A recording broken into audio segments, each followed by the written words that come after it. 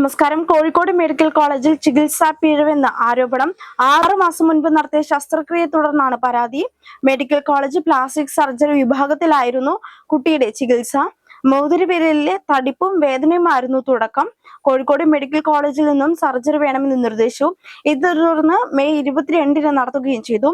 ശസ്ത്രക്രിയ ചെയ്ത അന്ന് തന്നെ വല്ലാതെ വേദനിക്കുന്നതെന്ന് കുട്ടി ഈ മാതാപിതാക്കളെ ഉൾപ്പെടെ അറിയിക്കുകയും ചെയ്ത സാഹചര്യം ഉണ്ടായിരുന്നു. സർജറി കഴിഞ്ഞ് 3-ാം ദിവസം കെട്ടഴിച്ചപ്പോൾ കൈമുട്ടിന് താഴെ പൊള്ളലേറ്റ പോലെ അടയാളങ്ങളും ഉണ്ടായിരുന്നു. കൈപ്പത്തിയിൽ എവിടെ തൊട്ടാലും കുട്ടി അറിയുന്നുണ്ടായിരുന്നില്ലെന്നും അമ്മ പറയുന്നു. അതിൽ പിന്നീട് അങ്ങോട്ട് കൈ പൂർണ്ണമായും അനക്കാനാവുന്നില്ല, ഒന്നും കൂട്ടിപ്പിടിക്കാനാത്ത ഒരു അവസ്ഥയിലേക്ക് കുട്ടി എത്തുകയായിരുന്നു. അഴിക്കുമ്പോൾ കൈയെല്ലാം പച്ച നിറത്തിലായിരുന്നു എന്നും കുട്ടിയും പറയുന്നു. കുട്ടി വേദനയെ കുറിച്ച് പറയുമ്പോൾ OPയിലെ ഡോക്ടർമാർ സാധാരണമാണെന്ന നിലയിലാണ് പ്രതികരിച്ചതെന്നും ഇതിനോടനുബന്ധിച്ച് രക്ഷിതാക്കളും പറയുന്നുണ്ട്.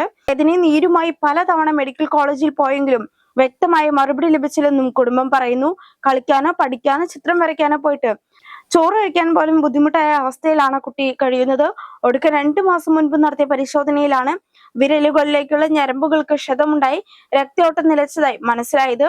ചികിത്സാ പിഴവുണ്ടായെന്ന് കാണിച്ച് കളക്ടർക്കും DMOയ്ക്കും പരാതി നൽകി. തുടർന്ന് നടപടികൾക്കായി കാത്തിരിക്കുകയാണ് കുടുംബം. എന്തായാലും ഇപ്പോൾ